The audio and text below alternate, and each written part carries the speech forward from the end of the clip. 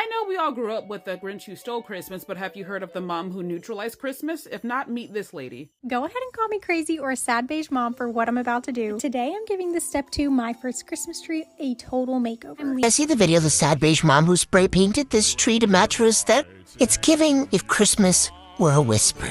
This is a new line of toys by Werner Herzog called Cups of Sadness. Look at this.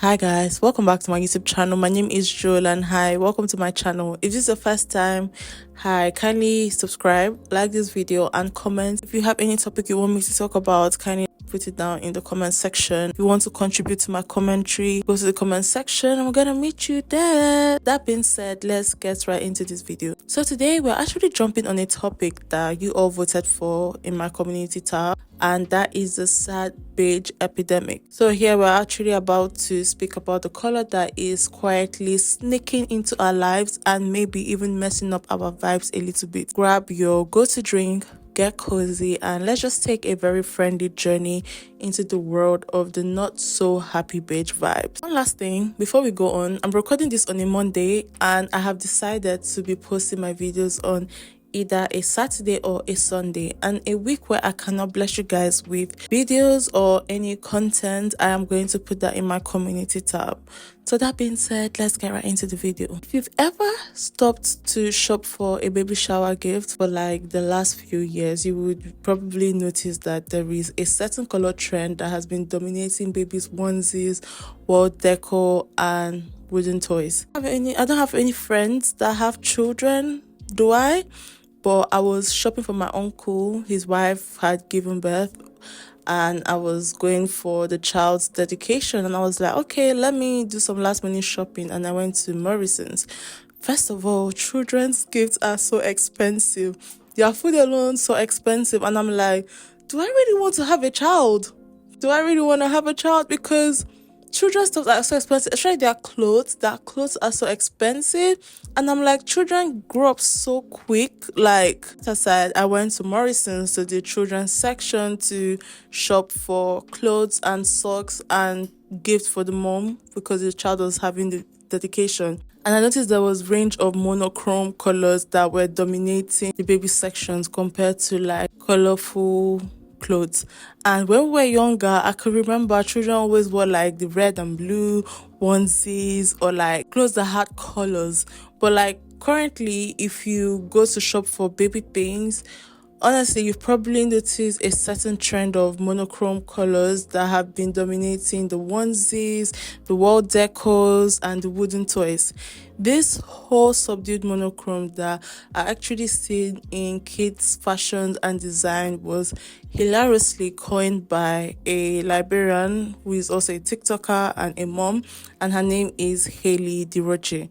So on Haley's TikTok, what she does, she playfully reviews the offerings of fancy children's stores, and here she adopts the comical style of German filmmaker Werner Herzog on her TikTok. And her name, Haley DeRoche, her name is actually the sad beige lady. That is her name.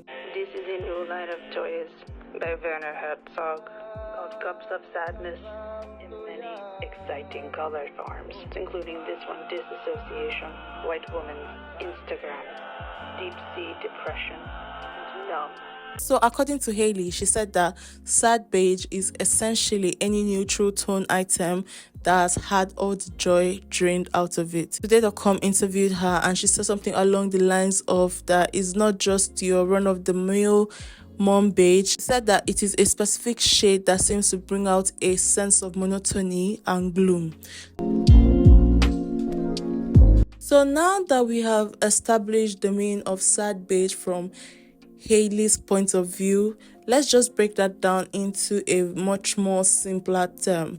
So what is sad beige? Who is a sad beige mom? A sad beige mom is one I would call a minimalistic aesthetic mom. Let's establish what we mean by a minimalistic aesthetic mom.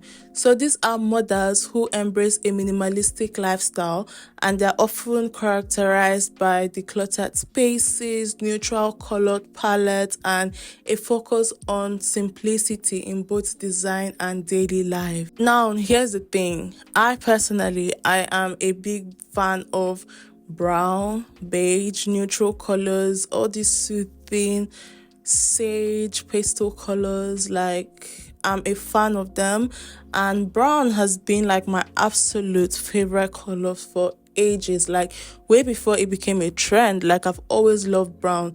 Honestly, I have never been, when children, when you ask them what's your favorite color and they say pink, I've never been that child before. Like, as a child, I loved wearing dark colors, and my dad hated it so much. Bro, going to church every Sunday, he used to bring my table, he used to table my matter. Honestly, my first official color that I actually liked secretly was black, but to the open it was blue. And why I said it was blue is because in primary school, my inter-house sports, my house was blue house, and when I was asked what my favorite color was, I always said blue because I was in blue house, so that was my favorite color. But really, my favorite color was black. But I'm an African, and they will look at you like, are you okay? How is black your favorite color? I personally have envisioned decorating my home with a tranquil, vintagey, natural aesthetic, and here I would feature like plenty of plants and a palette of matte and muted shades. Honestly, that is currently how my house is right now. My walls are painted white, and I have 14 plants in my room alone, and my house is kind of vintage. Here you can see dream catchers. I have like a shop where I have like ornaments and weird crafts. To people it's weird, but to me I love it anyways. So literally, that is the kind of vibe I have. That's the kind of vibe I am, and I've been this vibe for like a very long time. But here is a catch. What happens when you throw kids into the mix? Sad beige is slowly creeping into our living spaces, and it's taking over the walls, furniture, and decor. And it is also the color that lacks vibrancy, and it leaves us surrounded by a sea of muted tones, which God knows I sincerely love. But then again, what happens when a kid is actually brought into the mix? We can see even Kim Kardashian, she has that same vibe. Like, her house is like a cloud. That's how I describe her house, is like a cloud, and she has like 4 children. And also, having a minimalistic aesthetic house is meant to be synonymous with being rich, if that makes sense. Some people are doing it because they want to create this vision between loud colors and minimalistic colors, because if you notice, like I said earlier, when we were young, our parents would just slap us with different colors of clothes, big hats, pink shoes, and some millennials. I'm a millennial myself. I was born 96, so millennials, they did not actually like it. So now they have, I think, gone over the edge, like been so drastic to live in clouds, basically. A happy medium between sad beige mom and not sad beige mom, and I'm just gonna show you why, so let's go. Okay, first up there's this, and then there's this. It is beautiful. Then there's this, we all have a good ball pit, and then there's this. There's this, and then there's this. There's this, and then there's this. Like, you guys, you can't blame us. There's this, and then for some reason this next one screams like the most sad beige to me, but I can't help but love it. There is this. Like, it is sad, I admit, but I love it.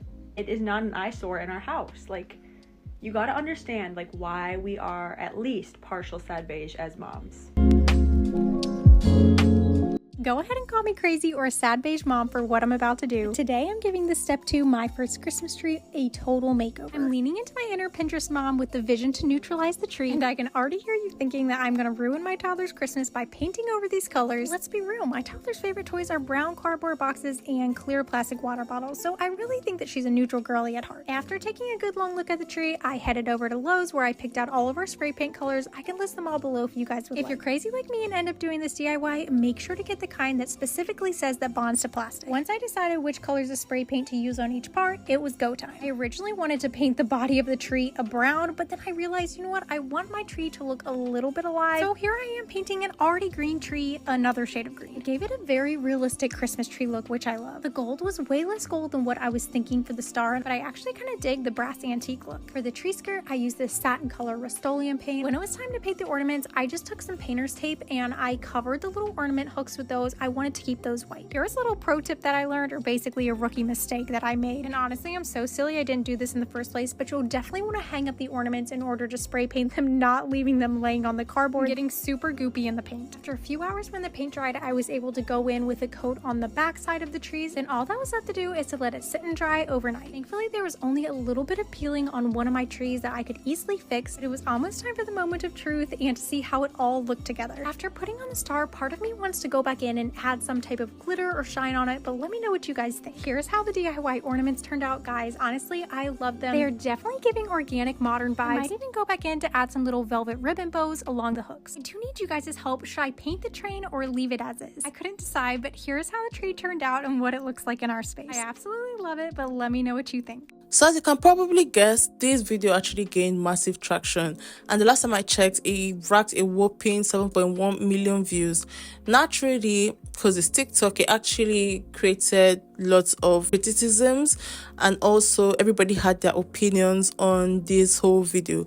So some people were like, the colors that you have actually chosen to spray paint your child's Christmas tree is not good because it's actually going to stunt your child's psychological growth and is not conducive for her growth. And they also emphasize that children actually do need colors in their lives because this is part of what actually makes them grow and what makes them versatile. Also, this point actually does make sense. And other people actually express concerns about the potential toxicity of the paint, considering that children always tend to put everything that they touch into their mouth. And they also said that this is a very valid health risk. If the spray painted toy ends up in the child's mouth, could put the child in danger, basically. In my last video, I talked about the mom who spray painted her baby's ornaments and Christmas tree brown to make it more aesthetically pleasing. And then I talked about options for child-friendly decor that has colors and doesn't look too bad. But in between that, I said that is not the vibe. I should not have said that. I'm not trying to say that she is a horrible mother or anything like that. So should have left that statement out. However, there is something to be said about all of us being influenced by social media and by consumerism, that a mom would feel the need to get a baby toy and spray paint it brown. My concern with that is that these toys are not meant to be altered. Spray paint on something that could potentially go in a child's mouth can be toxic. And even if it says non-toxic, they can be talking about the fumes because they're not thinking about the spray paint being used for something that can go in a mouth, potentially chipped and be swallowed by a child. And I'm not talking about the moms that they kind of get secondhand cars and houses and they spray paint it because that's like on the outside of a functional toy. It's not small. It's not meant to go in a child's mouth. And I know another video I saw, it says that it's more likely to shatter and it can injure the child. So these are things that we need to think about and that we need to call out, because I think sometimes we get kind of like so obsessed in making our homes look perfect because we see it online that we do things that are kind of ridiculous, like spray paint something that can potentially be hazardous to a child. And I also want to say that I do completely understand not wanting to have like tons of toys that are bright colors scattered all over the house. Like, I have ADHD. I am extremely easily overstimulated. So I understand that. I really do. But we have to stop ourselves sometimes when we take things too far. Did you guys see the video of the sad beige mom who spray painted this tree to match her aesthetic? It's giving if Christmas were a whisper. She said she wanted to neutralize the tree, which is taking me up. We need to eliminate the garish colors of the holiday season. Undeterred, the woman, she doubled down on her statement. She came up with a second video and she somewhat reiterated her stance. And in this video, she showcased a range of colorful toys that her daughter actually did own. Surprise, surprise. Surprise, surprise. Then after, she came up with a third video and she boldly declared that she could care less if people called her a sad beige mom, and she confidently stated that her toddler doesn't put toys in her mouth. Personally, I actually remain skeptical as to if her child would resist the urge to put the toy into her mouth because she's a baby, and whatever babies touch, it goes into their mouth. Some of y'all have some major beef with me because I broke the internet and decided to spray paint my toddler's Step 2 first Christmas tree. And all beef aside, I could care less if you think that I'm a sad beige mom, but I do care about how a lot of you guys commented on the colors and the safety of the ornaments. My toddler truly doesn't put these in her mouth, but if you have a toddler that would, this is for you, and we're going to DIY some toddler safe ornaments with a little pop of color. All you're going to need is some plastic fillable ornaments. These are the 2.5-inch size and they fit perfectly with a Step 2 tree. Some acrylic paint, a pair of scissors, and a cardboard box. I use the scissors to make some little holes in the cardboard box, that way the ornaments can fully dry upside down. And all you have to do is pour some of the acrylic paint inside the ornament, and then I just did a tapping motion on my hand to get the paint all spread around throughout the ornament. You can definitely add more paint if need be. I just basically repeated these steps until all of the ornaments were completely done. Then I let mine sit and dry overnight. They may need a little bit more time depending on how much paint you use. And there are two things that I did to make sure that they're a little bit more toddler and baby proof. The first thing is I got rid of the ornament hook. I know my child, and I know that she would grab that hook off almost immediately. Another option is to glue it on so your child doesn't pull it off. The second thing is I got rid of any of the paint that was right in the lip of the ornament. That way they won't be close to paint if they do put it in their mouth. Fingernail polish remover will be your best friend in removing that extra paint. Just make sure to clean with water after. Here's how our DIY ornaments turned out. I'm a little scared to ask what you guys think, but I'm gonna do it anyways. I think they're pretty cute. Here's what the old ones look like. It's actually been almost a month since I painted these, and there hasn't been any cracking, peeling paint, anything like that. But here's how the new ornaments turned out and what our little sad beige tree looks like with a pop of color. And as always, let me know what you guys think, but if you do have an opinion, please be kind about it or move along. Anyways, however, moving on, where did the sad beige mom come from? Like, where did sad beige mom come from? And I'm going to speak about the advantages and the disadvantages of sad beige mom. Before delving into the potential negatives, let's just acknowledge that there are undoubtedly positive aspects to a minimalistic lifestyle. I actually live one myself. It encourages conscious consumption and it reduces environmental impact and promotes a sense of calm and order in the home. A few factors may have contributed to this shift towards more muted tones in children's fashion. Initially, as a departure from the confines of gender-specific pink or blue, where pink was allocated to the girls and blue was allocated to the boys, some parents actually discovered that beige was a gender-neutral alternative. So this is when they discovered that shades like sand, ecru, oatmeal, brown, beige, they actually do not loudly declare themselves as either masculine or feminine. Instead, they quietly blend into the existing off-white backdrop of your wall. According to Huffington Post, it said that parents are increasingly mindful of avoiding excess plastic waste that steer clear from brightly colored toys that might disrupt the serene atmosphere of a nursery. And there's also a belief in the connection to natural materials that are safe for babies, because some people believe that natural materials are safe for babies, such as unpainted wooden toys and unbleached and undyed cotton. But what this woman did was totally out of it, because she got the plastic and then she sprayed on it, which actually defeats the purpose of a sad or minimalistic mom, if that makes sense.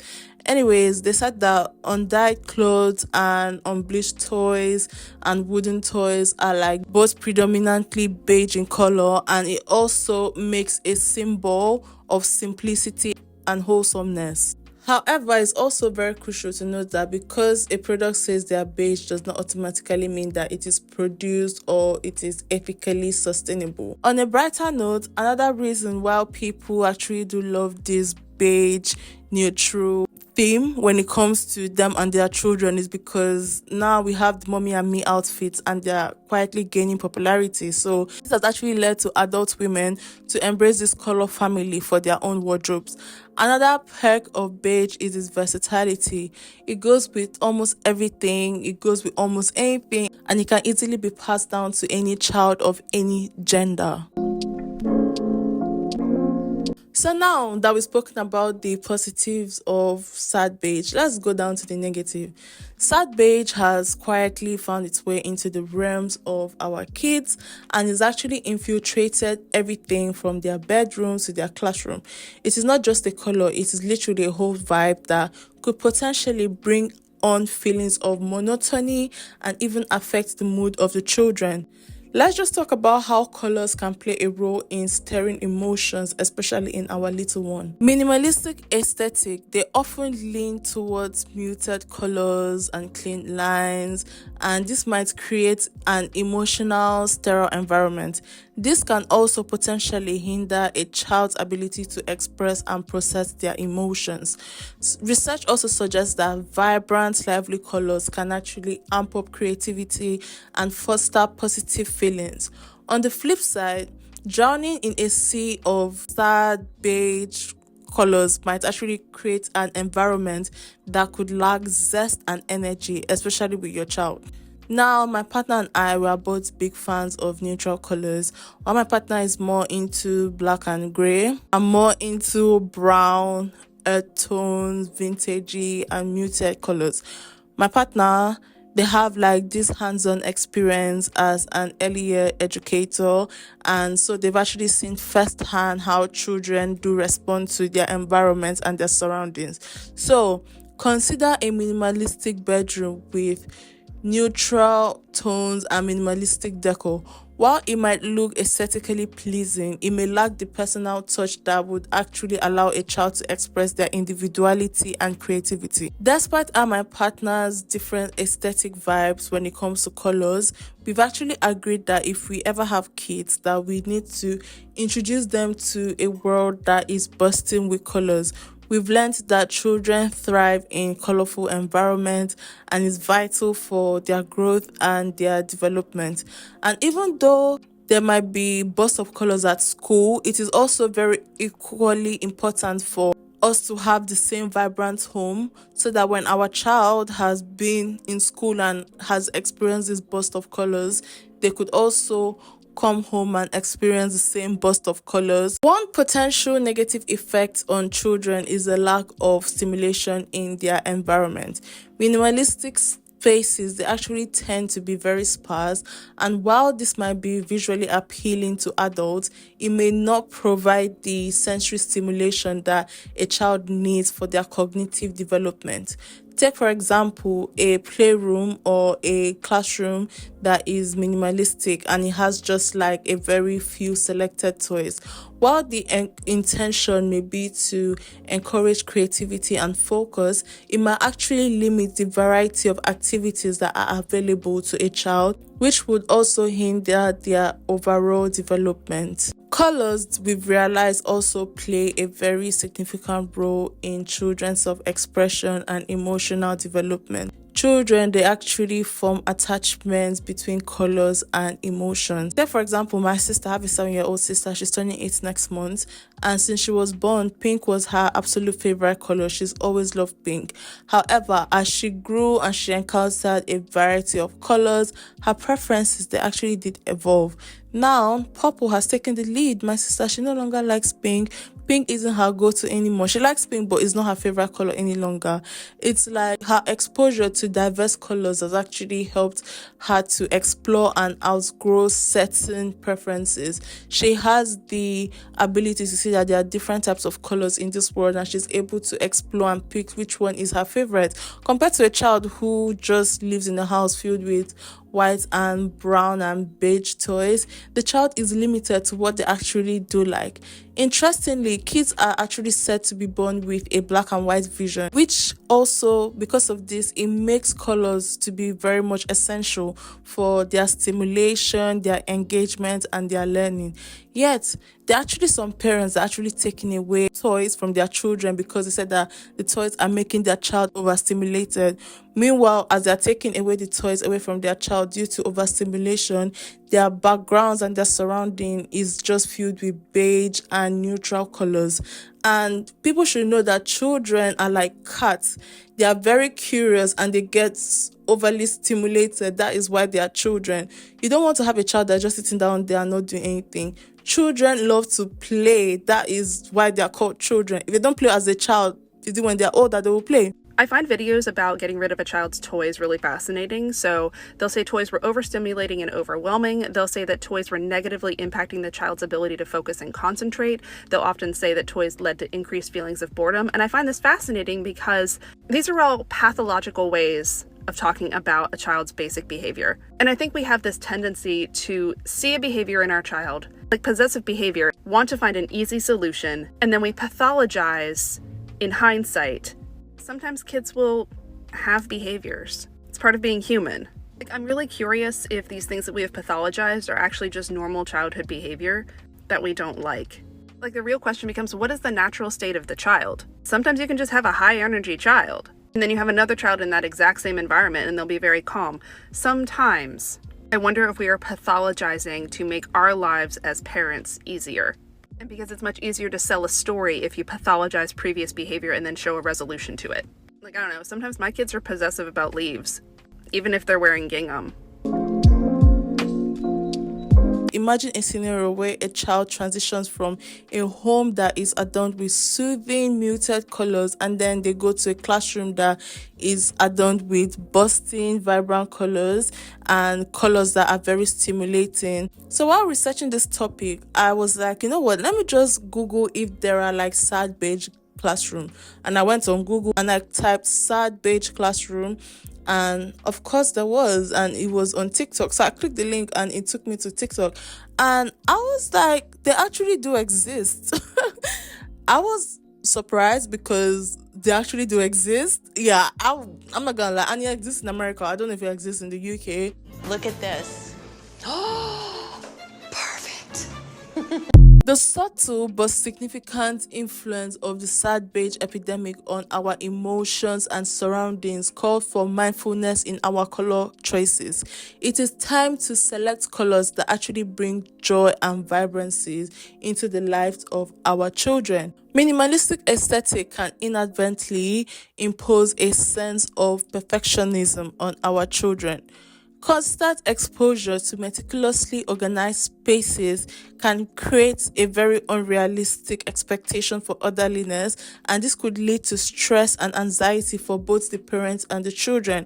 What I mean is, for example, you're painting your house all white, you have all these beige furniture, your child's toys are white, and children, they love to explore, they love to express. My sister, she used to write things on the wall and all those kind of things. Imagine your child automatically would be very scared to explore that side of them. Your child may feel stress and anxiety trying to navigate or walk around how to express themselves in a world where you're not up for that, if that makes sense. Imagine a home where everything is always in its designated place.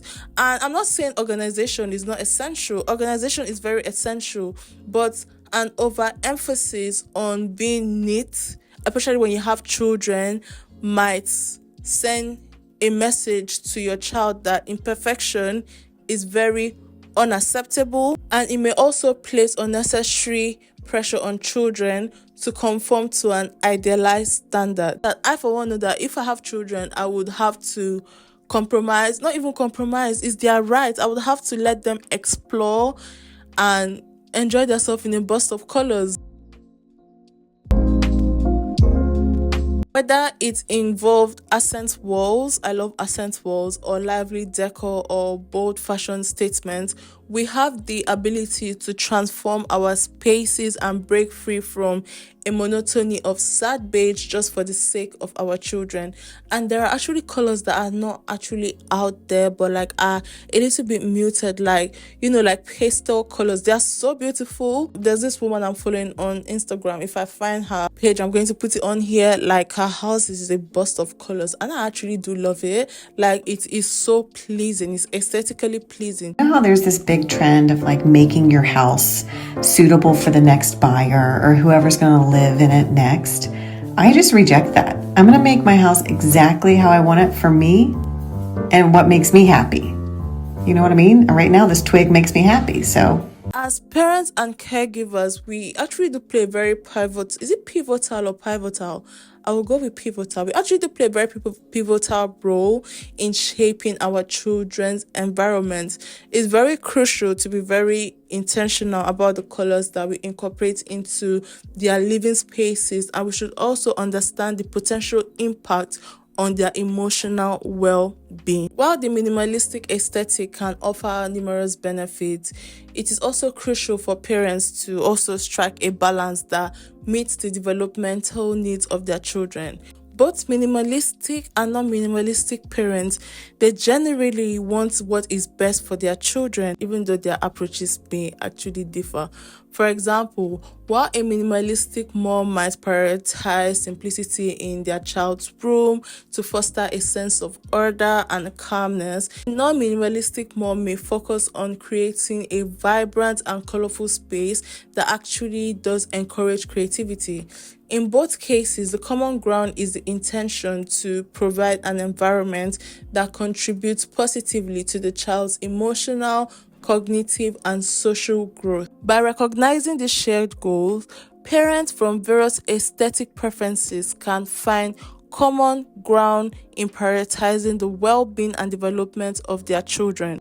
Trends may come and go, but our child's cognitive development is an ongoing process. Let's continue this conversation in the comments below. Share your thoughts and experiences with minimalistic parenting. And if you found this information helpful or thought-provoking, please hit the like button, share with fellow parents, and subscribe for more content. Bye.